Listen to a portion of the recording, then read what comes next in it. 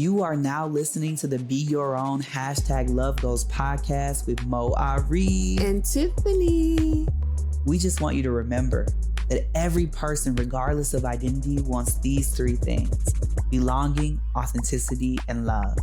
And after a decade of partnership, we've learned to co-create these things and so much more. So from wherever you're listening, we're going to go on a journey of becoming our own #LoveGoals. Now let's get into this episode.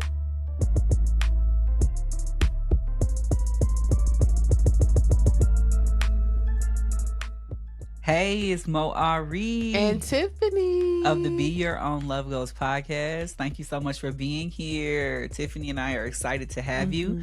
And we have some amazing guests for you all today. Their names are SK and MyLin Stokes Kennedy. SK and MyLin found each other almost 11 years ago and have been happily married and raising their 3 boys in Southern California.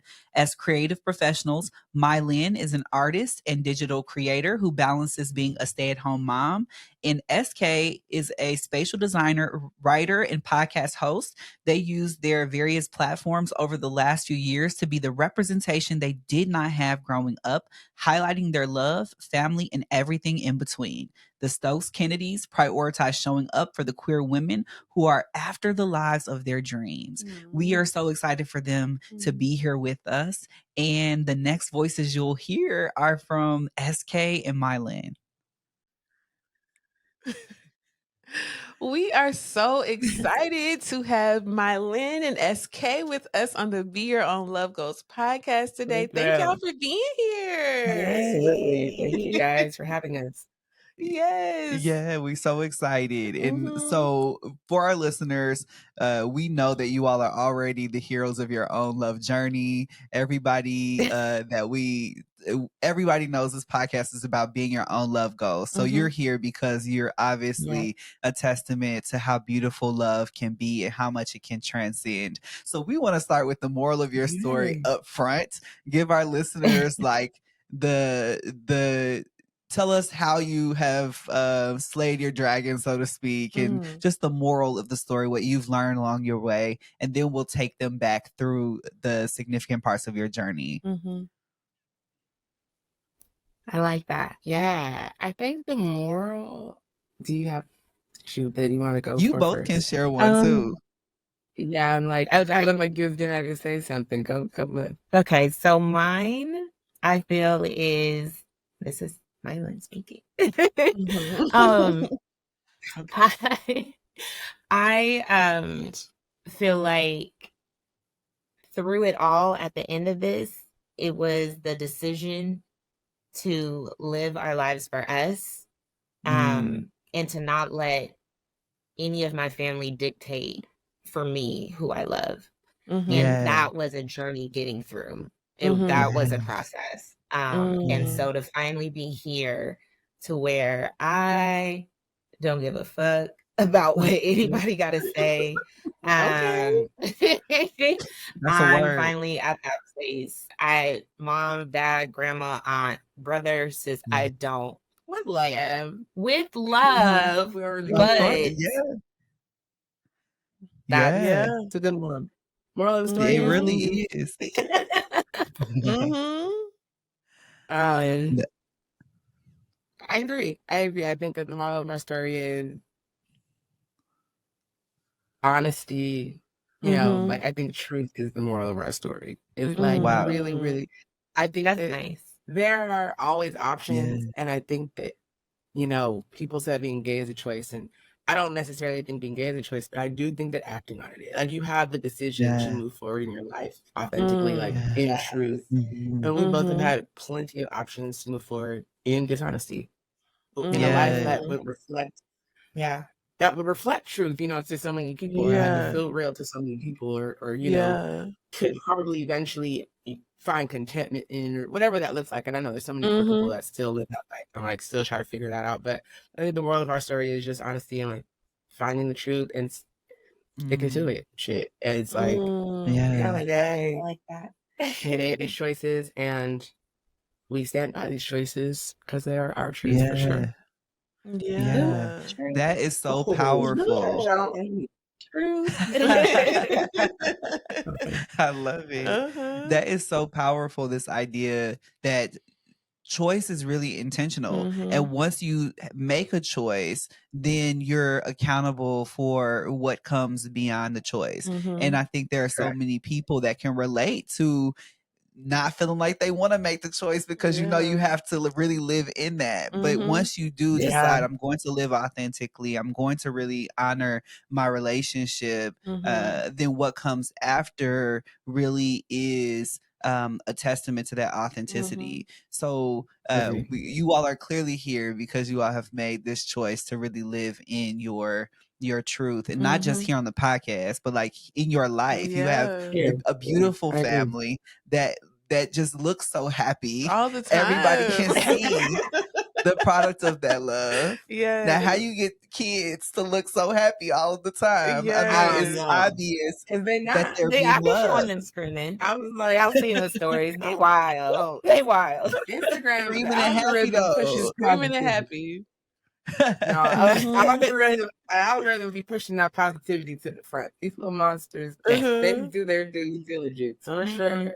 But I think at the core, there's joy, like there's peace. Like our goal, you know, is to not replicate anything that we had to live through that we feel like it's harmful. I'm just so excited to dive into you all's story. Thank you so much for starting with the moral of the story. So absolutely. I have been following you all. We've connected and heard a little bit of your story, but we want to know, like, what are the origins of MyLin and SK? You can share individually, you can share as a couple, but like, where did you all start? Like, where did your story begin? Like, I'm so curious. We know, but we want to tell. We want our audience to know. Well, that's a good question. Nobody asks that often. Do you want to go first? No. Yours is a simpler upbringing, I feel like. SK is originally from Northern California, born in San Francisco, but raised in Stockton, California, which is a very small city in, I guess, central Northern California, really close to Sacramento, like 40 minutes from Sacramento. Okay. Jason Lee is actually, I think, like trying to be our city council member or something, right? Wow. He's also from Stockton. So it's a very small city, but there's very few of us. But yeah, I came down to school in LA and like, you know, my parents thought I was going to be an English teacher or something like that. But I was like, I'm going to be a star. And like bombed out of school. And then I was like, let me go home. Shit. Yeah. And so after a few years, I went back home and was literally on my friend's couch, like trying to like figure out what we were going to do. Yeah. And, you know, hilariously, yeah, what's the word? Comedically, whatever enough, my family at the time, I think that the idea was like, you know, it's that gay shit that's really throwing you off. You know, that's what's making your life be a kind of way. Wow. And you need to kind of get focused and back in church and doing all the things. And so I moved back home for maybe 2 weeks before I called my best friend, like, I can't stay with my parents. We need to get a place. And so, you know, my best friend's got an apartment in Sacramento. I applied to school and I started going to a church nearby that had like a really small Bible study group, youth group. And she was in there with a 2-year-old crawling all over her. Wow. So that's my origin. And then up until the meeting point. What about you? I am from Sacramento. Born in LA, but moved to Sacramento when I was like 6 or 7. And so was raised out there, ended up needing to get away from my family so that I could live how I wanted to. Live my queer life. Live my queer life. And went to Hampton, Virginia. Went to Hampton University, where I did live my queer life and, you know, was engaged in everything to my long-term girlfriend, and then had a really bad breakup. Okay, let's get into the story. Let's get to it. I had sex with a friend and had my son. Wow. And so then moved back home. we, tried to make that relationship work because that is really what my parents wanted. And they're like, oh, you're pregnant, you're having a baby, you graduated from college, 8 months pregnant, and you're doing this, and he wants to marry you, and like everything's great. And then I was just like, and so I was going to church like I'm gonna do right by the Lord and my parents.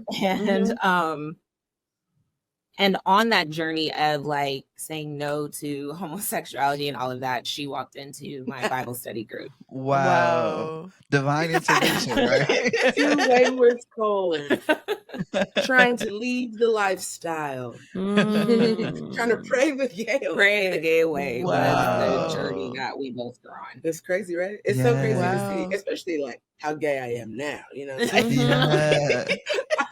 I mean, even 10 years ago, 15 years ago, like I would, so it's just like so crazy to see. But I came in with the weave, the button up, this little tight mini skirt. These pants. She was so cute. I was like, I want to be her friend. Wow, that is such first, it's a very unique beginning. Like I think you probably surprised everybody with that story. I don't think I think there are elements of that I don't think we knew from like watching some of your other content and things. I mean, I think so too. So it's like very clear from the beginning that you both were supposed to be in this moment, right? Like you both were in different but similar places of having had a lot of pressure externally to be something other than yourself. Also had this foundation though in a spiritual orientation that was like trying to guide you toward this authenticity in some way, even though the people were pressuring you in that tradition to be inauthentic. But then you find each other.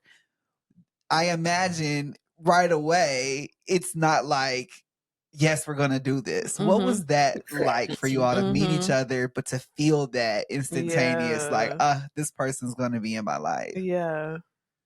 It's so funny because people ask if we always thought we would be like, if it was love at first, because of I think how like, I don't know how we are together. People are like, was it love at first sight? You guys look like you, or and it's like no.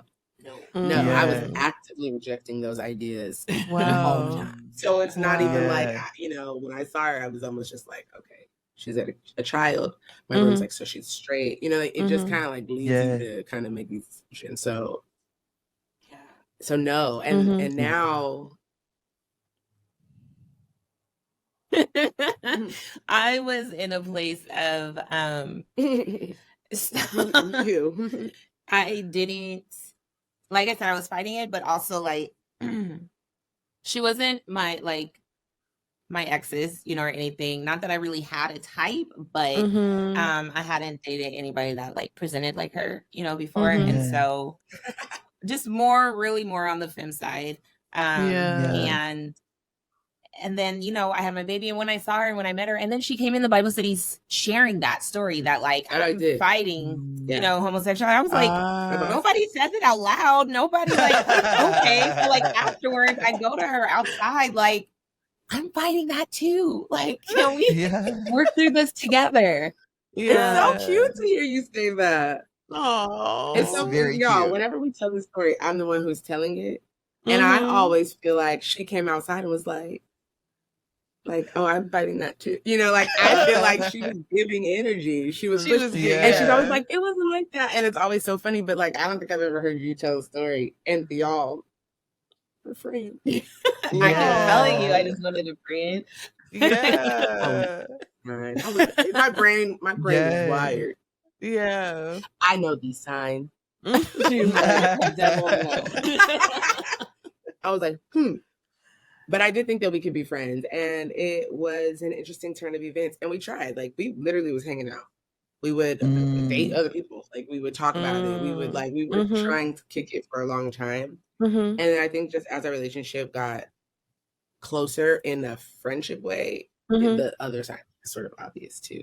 And then it was just kind of hard because we were still going to church together. We were still in this Bible group. We were making all of these holy ass friends. We just were like thinking we were gonna live a certain kind of life. And it just didn't allow for that. We had to just kind of be real really, really quickly. Like it forced us to like really be like, are we doing this or no? Yeah. So what was the moment? Oh, beautiful. What was the moment where you realized we're more than friends? I mean, I could paint the picture for it. I'm just kidding. You know what? It was funny. I think we were spending a lot of time together, and there was a very late night, and she had to spend the night. Like she didn't want to drive. Or it was something like that, right? And I think that I have a best friend. Like I had a roommate. I've had female friends where I can be close, and I think that the energy was just not really letting that. Was not allowing for that, and so I think we had to just kind of be like, "What is going on?" You know, then we had like crazy sapphic.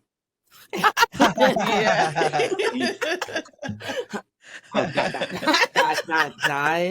And then we were like, oh, okay, we're gonna do this. But I think what I was gonna say is that what's really funny is even after that, it wasn't all green lights. We really suffered for a few months. Like we would break up on Sunday. Like we would go to church and after church be like, bro, this nigga, we cannot be doing this. And we would just like go back and forth with ourselves.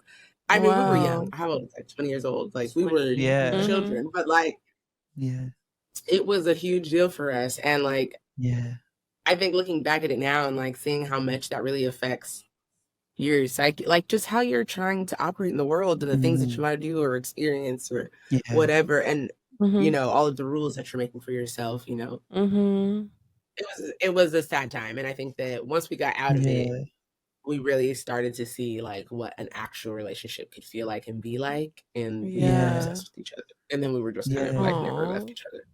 Yeah. Wow. I know Tiffany is over here overly relating. Oh my God. Oh yeah. Yeah.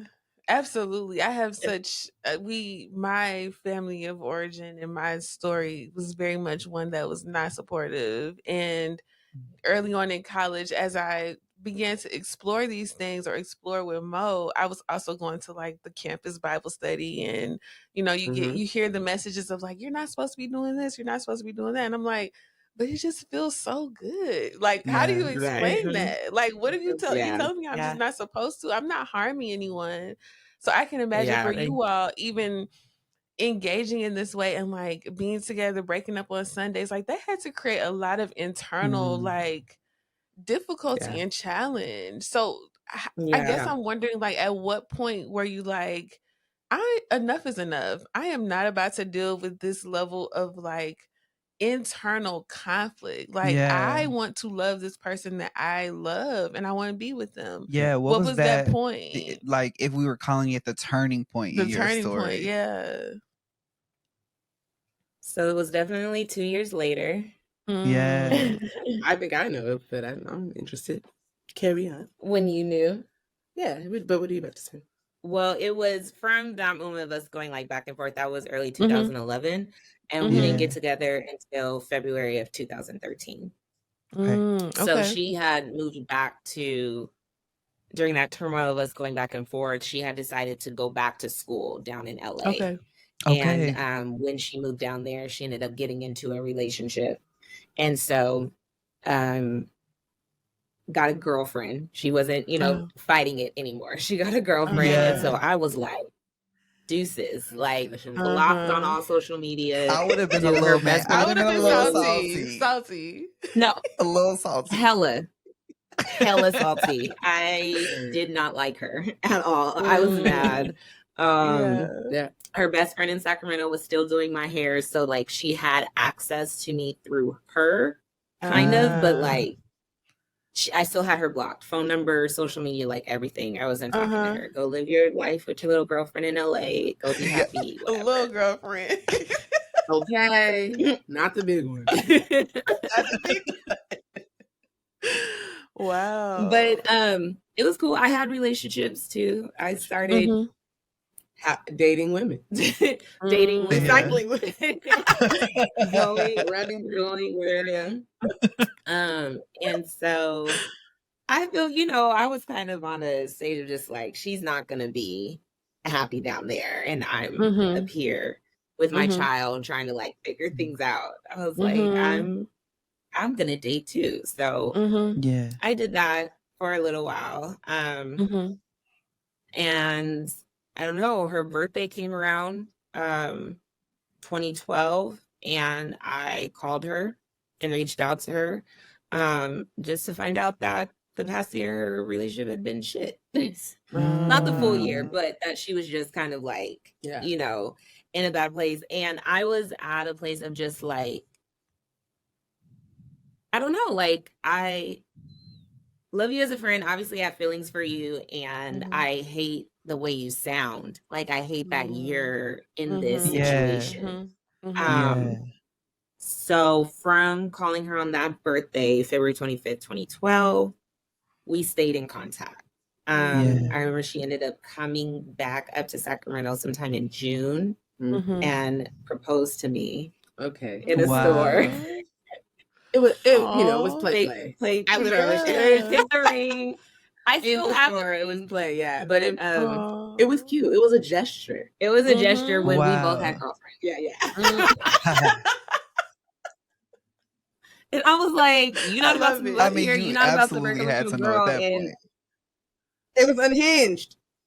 It was unhinged. It was unhinged. Who would do that? But I did. And then I went home. And then she went home back down there, and I continued in my relationship. And then as we stayed in contact, and I was doing a lot of traveling to LA because Cameron's dad had moved back down there because we were like finally officially done. So he moved back down with his parents. And so co-parenting, we would, you know, do all that. And so when I was down there dropping him off to his dad's for a little bit, I'd be like, you know, let's meet up and stuff. And so I don't know, those moments just kind of help confirm what we already knew. And then like things kept getting like worse, you know, in the relationship that she was in. And finally in January of 2013, me and her best friend drove down to LA and grabbed her and her dog. They rescue missioned me. A rescue mission. We was it wasn't I was in a hot spot. Yeah, it was interesting. Yeah. It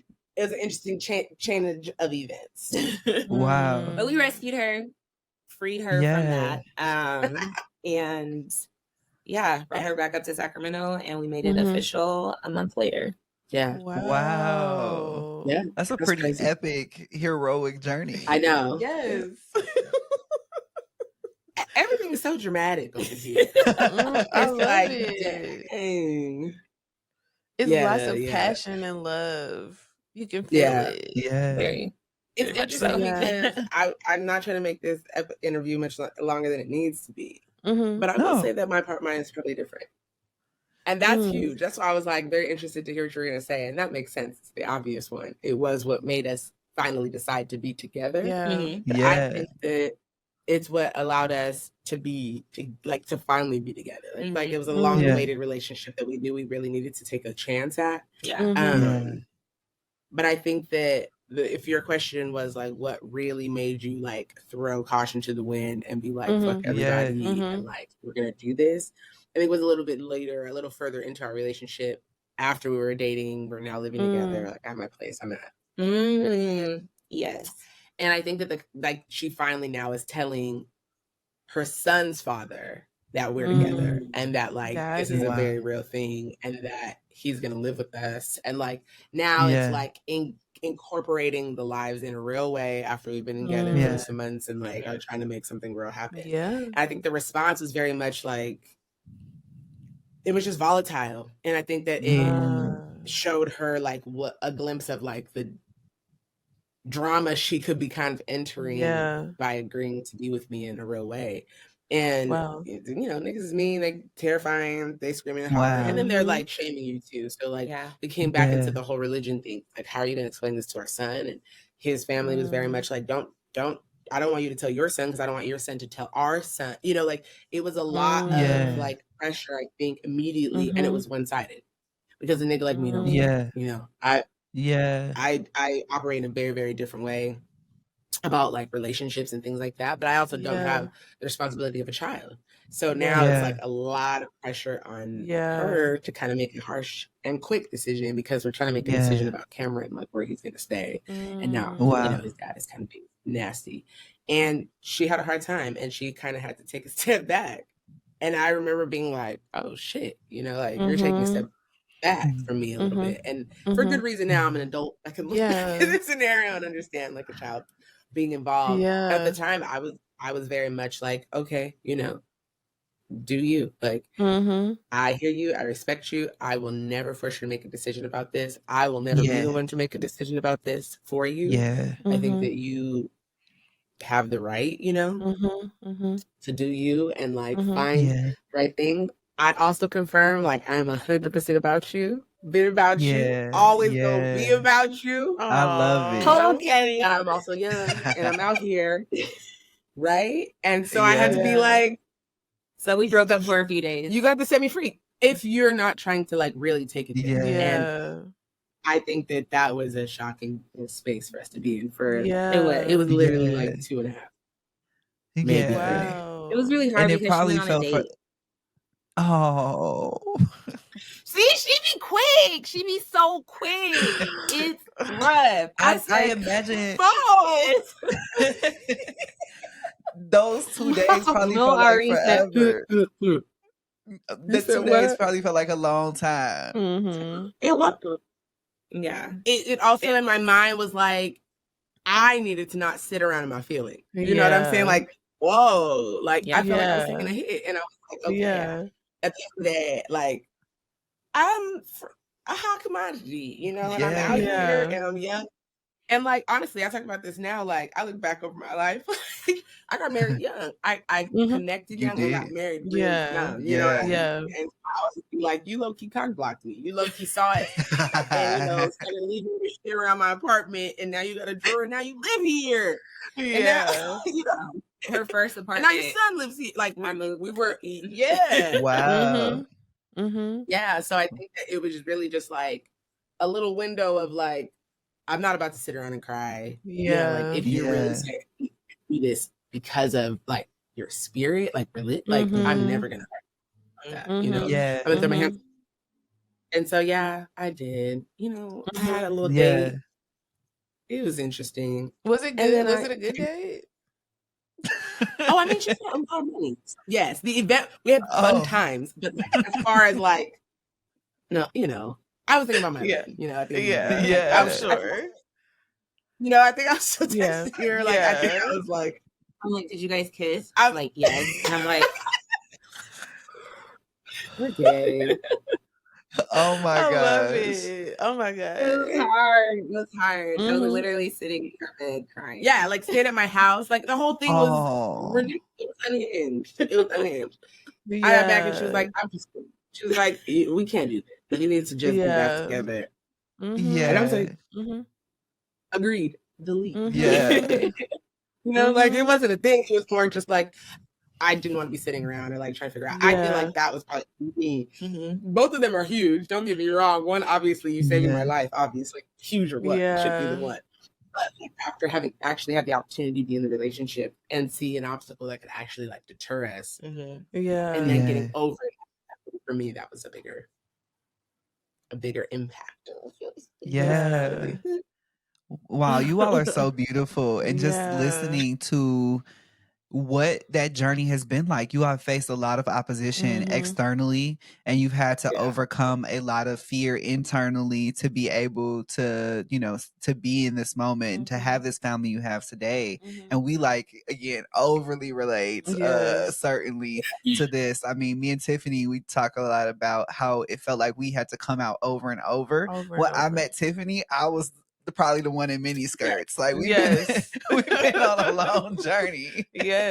And so it sometimes meant that we were really having to decide, are we going to keep doing this? Because every time we had to like have a conversation, face these challenges, it felt like we were continuing to throw ourselves in the lion's den, so to speak. We just didn't know what was going to come out of this. Right. And while I might have had like family support, for our relationship. Tiffany definitely talks openly about how she really didn't have that. So sometimes she felt like she was in the middle of a conflict. And at different moments, I remember the first time I proposed to Tiffany, she was like, okay, but we're gonna have to make this a long engagement. We got married like 3 to 4 years later or something. She wasn't sure how her family was going to feel.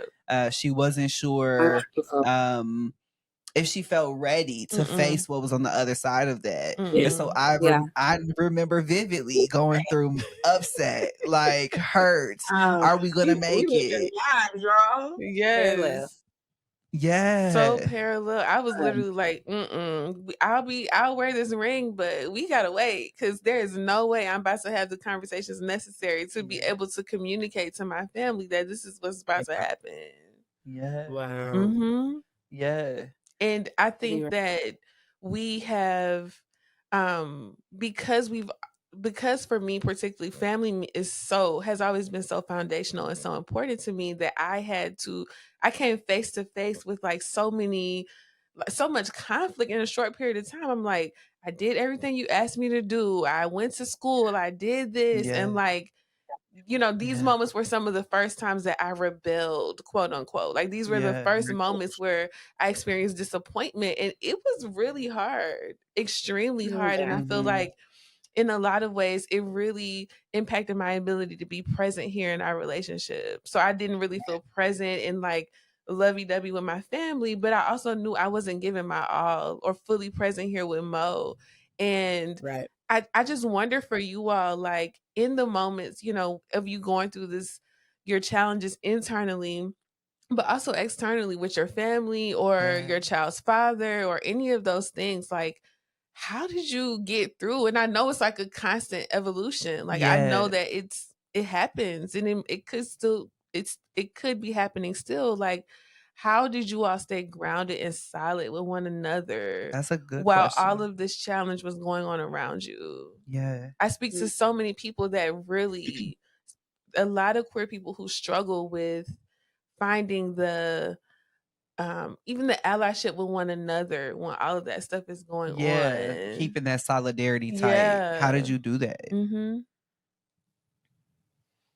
Yeah, that's a really good question. It really is. And it's something that I'm grateful for that we had it, right? Like the ins and outs of it, like I know it was there. We made it through. It's been 11 years, of this. But it's like, I do feel like even though she definitely had her strong feelings of it, opinions of it, right? As I navigated through this with my mom was a short period of time, like in the very beginning, a few months into her to get, so we've had her, majority of the time. With my son's father, his family, that took a while, and her place in it is, I feel like she never. I'm trying to stay out. I like to stay out of the things until I feel really, really obligated to get involved. Yeah. And I think that really just out of safety for MyLin, like out of protection for her, because she doesn't communicate the way that I communicate. And I don't want to like be her voice. Like I want her to be able to say to him what she needs to say. Simultaneously though, she's not confrontational in the way that I am. And I always want to like, I don't want to make things worse than they need to be. Right. So a lot of times, and that's not just with her baby's father, but that's also with her father. Like a lot of times I'm like, let me because we added. I relate. Helping until I need to. And there's been very few times like her baby's father. Early on they would go back and forth until like the tone is weird. And now I have to be like, you know what I'm saying? Yeah. I married her. You chose not, like let's get. It's not. No, you can't do that. And then of course early on, it was like, oh, you think you an idiot? Like early on, it was like I hate that. Whatever. But it's like you can have whatever feelings you want to have. Yeah. On this phone line though, that's not the direction that the tone that tone doesn't work in this direction. So we can meet up and you just we'll figure out how to do your kid. Like it's weird, right? We're here to do something. We can do it without you talking about it like that. and then we can kind of move on. And there's been very few times that I've ever needed to do that, but we have. And more than anything, I want to just be clear. People look at our relationship, especially our co-parenting relationship, and they're often like, this looks so amazing. This is great. This is great. There's a ton of compromise that goes into that shit. But this nigga telling he made it work. He's got three women, like we're just a happy family. But there's a lot of compromise. There's a lot of picking and choosing your battles. There's a lot of ways that you go into a scenario not trying to be combative, actually actively to be not combative, right? When it comes to like family, my father, what do I gain by cussing his ass out? Like, what do we benefit by me on him? It just shows that I don't respect you, and you have a valid reason to not respect me. And like, I also don't value anything you have to say. So really, it's a waste of my time, right? You can't tell me about marriage. You're on your if you're gonna be on your phone, I can't. Like, for me, I just don't value what you have to say. Like, I could carry on, like we could go back and forth, and benefit anybody. And I think the last, like, if your question is really how do we stay grounded, I don't know what it is about me and MyLin. I've always it's weird the way I'm eager to protect her from like the day that I met her, and like try to like diminish things as quickly and as seamlessly as possible. I don't really know how else to explain that, and I'm not just it just is something very important to me about eliminating an issue from her. And so when these things come to us, if I can handle them, I will. And if they do have to get to her, half the time I'm trying to. Lauren London wrote this in an article once about Nipsey, but she had said that even when she was combative, when she would go at it, like he would just stay calm and like comfort her and be there and not allow for it to like grow bigger in any type of way. And I feel like that's how she is. Like I can be like in my mood or in my attitude or have a tone or be in a response, and I, in my family growing up, like communication was not there. And so like it is really her that she I'm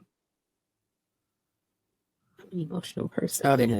I love it. We love it. We cry on the podcast all the time. We welcome all the emotions.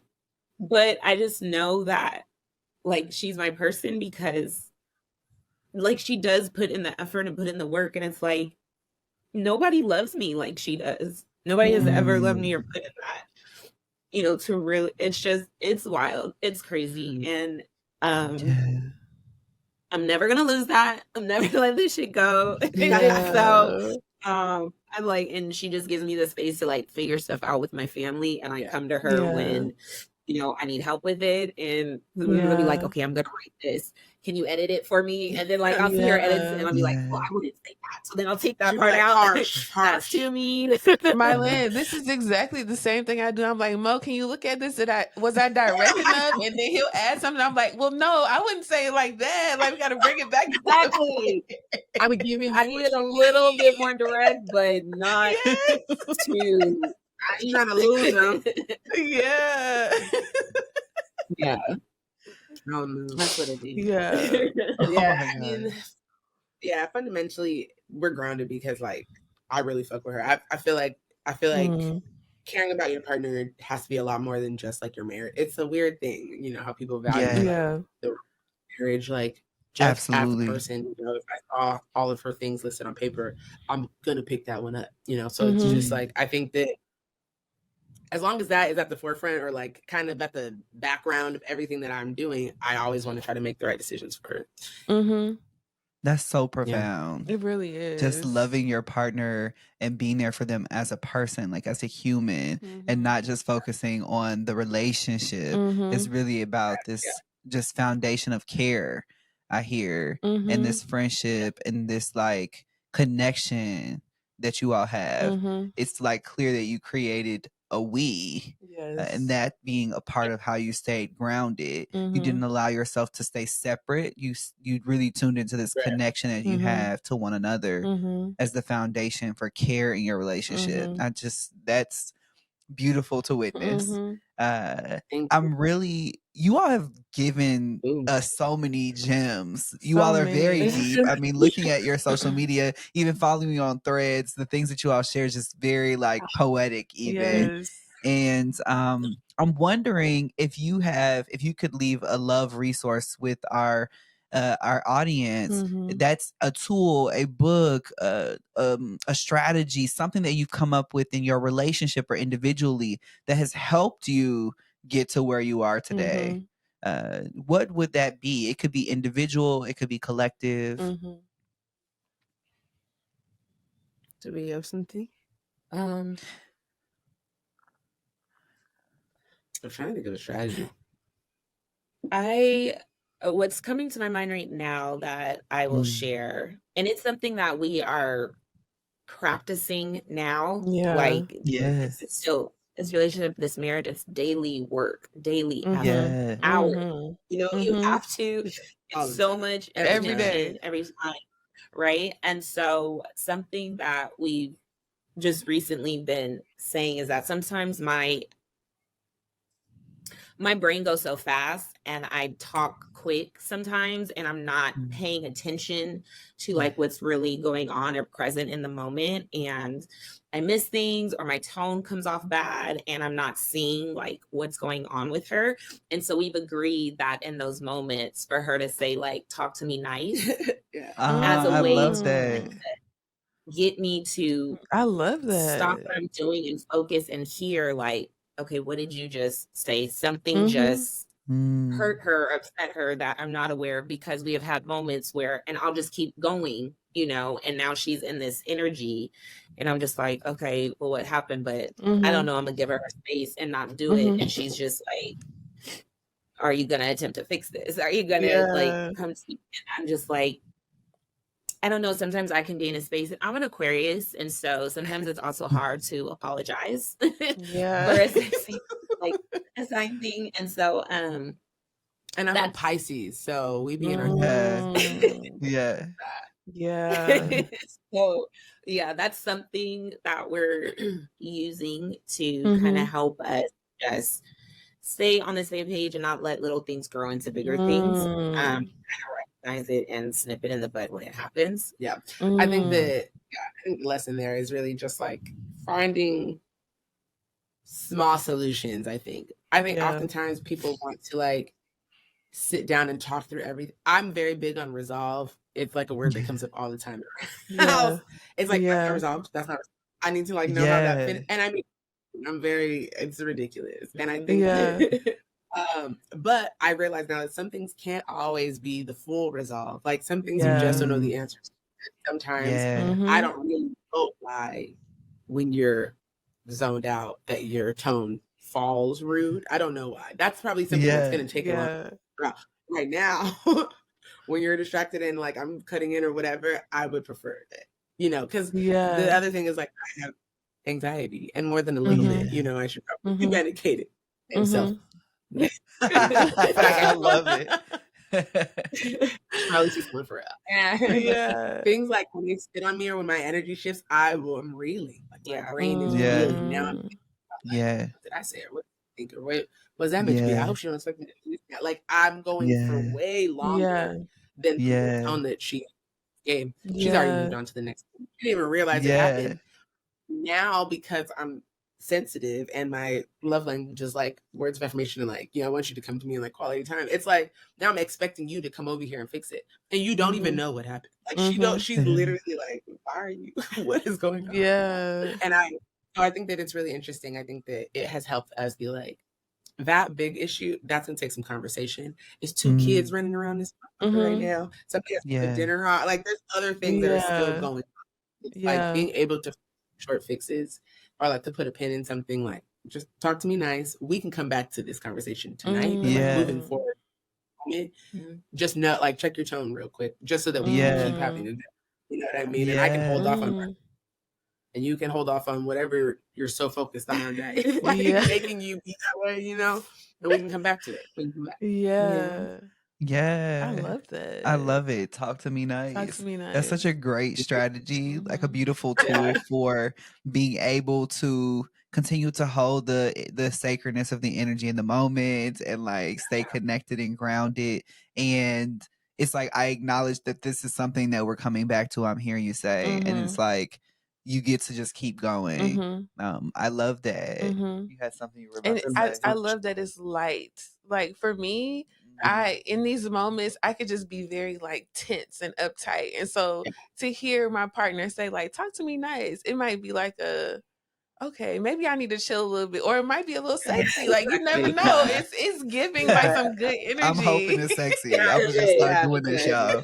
An immediate like, I'm sorry, baby. Let's kiss. Yeah. That's all it takes. I'm gonna report back. Let me know. I sure am. Oh my gosh, I love that. That's such a great tool. Yeah. Beautiful. Do you have our so we do a thing on the podcast because when we started dating, we always like to play games and ask each other questions. And it started often as like a truth or dare, but I don't like to do dares because Tiffany had me out here giving lap dances and stuff. I'm like, I'm not doing dares. So usually it turns into truth or truth, which is just us asking true questions repetitively. And so Tiffany has a question for you all today. You can take it away. Okay, so my question is, if you all were on a couples trip or in a couples group with a number of other couples, what would be the superlative attached to you all? So you as a couple, you would be most likely to blank. Yeah. Oh, I love that. Ooh. Most likely to. I'm silent. That would not be a superlative. Not an overnight, just a friends group. I think we're most likely to be flirting. Yeah. And on each other. I was gonna say that. I can see that. Yeah, most likely to be making out. Most likely to be making out. Yeah. I love that. I love that. And so for anybody, I imagine that, I mean, you all have a really prominent social presence and it's growing and growing and growing by the day. You all have been sharing your love for a while and it's just been beautiful to witness. For anybody that isn't familiar, we want you to share with them how they can connect with you. If there are any ways that you like to engage with your community, like if it's Instagram and elsewhere, we just want you all to share with everyone how they can stay connected and learn more about your story. I'm SK. You can find me majority of the time on Instagram. That's ESSKAYYY. 2 S's, 3 Y's. Right. 2 S's, 3 Y's. I am the same on Threads where, I'm just dropping some thoughts every once in a while, but I am enjoying it over there a little more. So definitely follow me there and start the conversation. And then we share a platform on Instagram with our last name, which is Stokes Kennedy. Okay. And then beautiful. And then I have and then I have a personal page. This is MyLin on Instagram.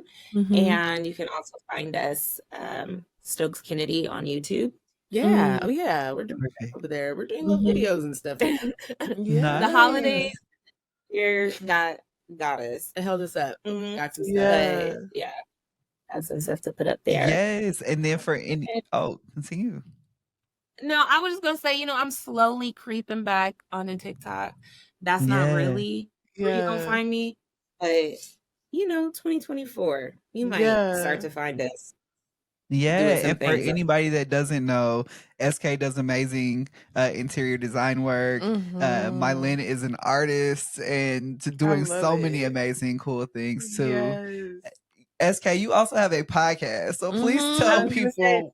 I was like, it often sits back here, but I do have a podcast. It's called Hella Good the Podcast. We're doing a lot more than just podcasting these days, and we're going to be working on some community very soon. So we're I love that. Yeah, so we're very, very excited. And they're traveling, they're moving around. I'm excited to see everybody. So, please follow us there. Hella Good Pod. Perfect. I love it. Yes. I have a question just out of curiosity for you all. If I'm messaging the Stokes Kennedy Instagram page, who am I most likely talking to? Only talking to me. Most likely. We don't share the page. The content is us, but MyLin runs the Stokes Kennedy page. I love it. I love it. The caption is probably me. I do. She helps me with the caption. English major. Okay. Things sound nice. Yeah, I love it. I figured it. I just wanted to ask. You think you're talking to her, right? It sounds like her. I did. Anybody think they're talking to me? That's hilarious. No, that's so funny. That's how you know that's not real. Oh my gosh. You all I love y'all. You all are beautiful. This has been a really great episode, and we're just really grateful to learn more about your story. I hope people are watching this on YouTube. And so if you listen to this on Spotify or anywhere else, I hope you go back and watch this on YouTube so you can see how cute they are, how cuddly they are, how much affection they give one another. It's just always great to be in your presence and soak up your energy. We love seeing you all. I know we've met in person one time, but it truly feels like we know you all. It's only been one time. Yeah. Are y'all we're probably going to Chicago. I think we're trying to figure it out. Yeah. Let us know. I will, yeah. We all need to figure it out. Yeah. We all need to figure it out. Yay. Okay, so I'll wrap up this episode here. This has been Be Your Own Love Goes podcast with Moe Ari and Tiffany. You all have a great day and be well. Bye. Love you. If you're listening to this on Apple Podcasts, don't forget to rate, review, and subscribe. Video episodes are on YouTube and Spotify. If you want your question included in an upcoming episode, feel free to reach out to us on Instagram at Be Your Own Love Goals or check out our website at lovegoalspodcast.com. We look forward to hearing from you soon. Bye.